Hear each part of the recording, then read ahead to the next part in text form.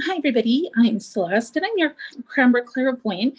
And I wanted to talk to you today about my intuitive coaching program. And I feel like this was a really important program to develop because a lot of times the people I talk to in my readings have a really strong intuitive ability of their own. And where I'm finding that they're struggling is learning to trust and to gain confidence in their own intuitive abilities, learning how to do that, learning how to strengthen their own intuitive abilities. And what I really find is that with the way, and maybe it's changing, I think it's changing quite a bit in the current generations, but I found even when I was growing up, I've always had really strong intuitive abilities. And what I found was that there was a lot of social conditionings that intuitive abilities aren't valid. You need to trust facts. Don't trust your gut. You can't rely on that. You need to give people the benefit of the doubt. So when I was growing up, there was a lot of social conditioning around basing your decisions or judgments or even with people, right? You can't judge a book by its cover, or you need to give those people the benefit of the doubt. There was a lot of that social conditioning, and part of it was political correctness, right?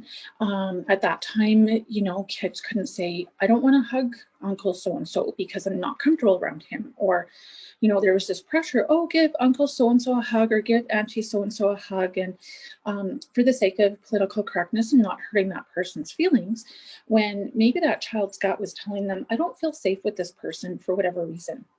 And I think that's starting to change now, where we're starting to give children more permission to be in control of their bodies and say, I don't feel comfortable hugging you right now. And that's some great progress, but I think there's still a lot of us that are reaping the negative consequences of some of that social conditioning that we grew up with. So um, that's where I really felt like this was important to develop, is developing this program for people that have a really strong intuitive ability but need to learn to trust it again, to make it stronger. Because if it's something that people haven't used, then it's like a muscle, it starts to atrophy. And we need to work on it like a muscle to get it stronger. You're not going to go to the gym and in the first day be lifting 200 pounds, right? You need to start out with 20 or 30 or 40 or whatever and work your way up to that 200-pound mark. So I really, when I start coaching somebody, I work really hard with that person to build an individual program that's going to suit where they're at, what their abilities are, and where they want to go with that. So I look at their intuitive abilities. Do they want to use that professionally? Do they want to use it personally? Do they want to use it in their business, say outside of the intuitive industry? So that's really where I start to work with people, is doing an initial assessment and talking to them and getting to know where they're at currently and looking at where we want to go in the future. So that's really the beginning stages of the intuitive coaching program. And then we start to work on raising confidence levels. I give people a lot of homework. And I like to say that up front so that people know that I do give a lot of homework. And part of that is the empowerment approach too, in that I give people a lot of skills to work on and exercises and strategies.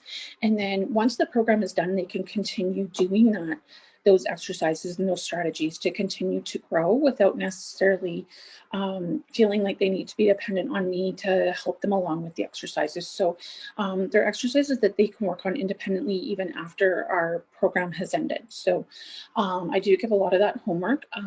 So we work on exercises to help to start to build trust and confidence in their abilities. And we pick those exercises depending on where their current strengths are coming into the program, what they want to develop, and how they want to utilize it after they're done the program. So it really is an individualized program.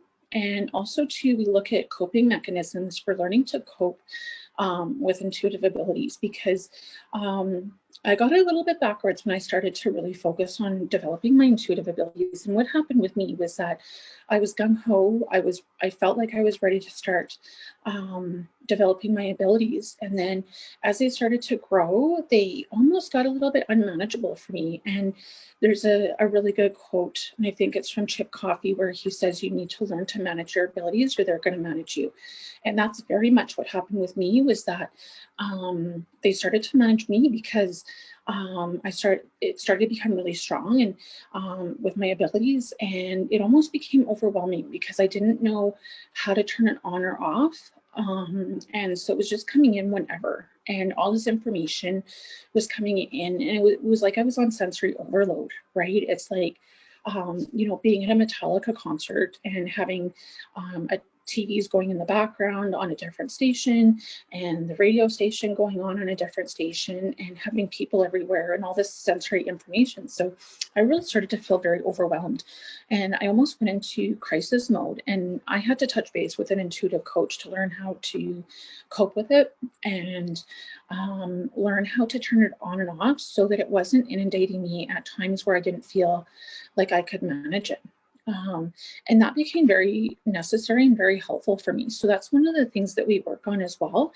And also being able to hone in on the information you need, because it's great to turn it on when you feel like you need it. But, like I said, then you get all the information, right? So it's like being in a crowded room, like at a party, for example, where there's lots of people, like say 50 people in a room, and you're trying to have a conversation with one person. You need to learn to focus in on that one person and what they're saying, rather than taking in all the conversation. So that's really important as well.